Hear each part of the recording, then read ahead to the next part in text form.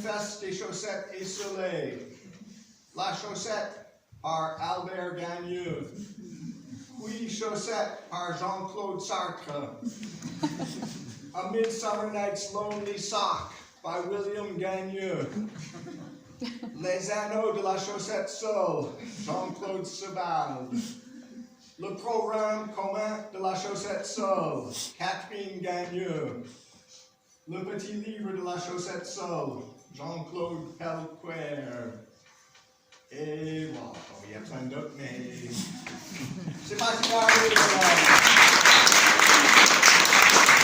Un artiste manipulant une matière nouvelle, ou même un artiste conceptuel intégrant la chaussette seule comme ready-made paradoxal, puisqu'à la fois faite et défaite, hors pair, dans une nouvelle constellation de formes et de concepts nouveaux. La chaussette seule s'élève en effet jusqu'au concept par l'intermédiaire involontaire du bricoleur, devenant inconsciemment artiste, par sa rencontre et son usage heuristique définalisé. Pour saisir l'originalité de ce concept de la chaussette seule, dans la manipulation du bricolage artistique, il nous faut faire retour sur les concepts d'identité, de différence et de gémellité.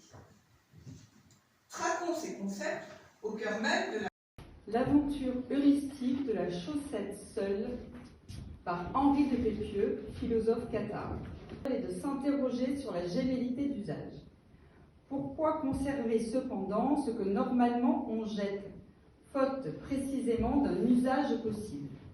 À quelle aventure s'expose cette chaussette seule que l'on garde et que nous révèle finalement cette aventure solitaire?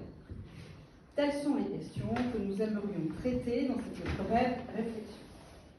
Lorsqu'elle se retrouve seule, la chaussette semble en effet perdre son usage en tant que chaussette.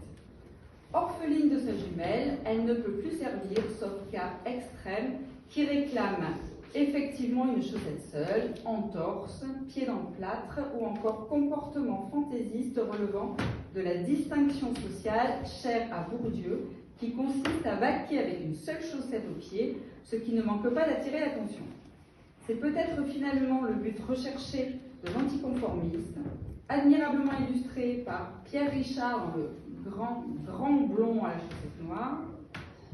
Pourquoi noir ici est une autre question que nous ne traiterons pas, le grand blond n'étant pas Pierre Soulages.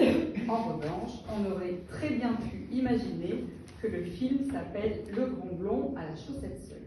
3 petits points.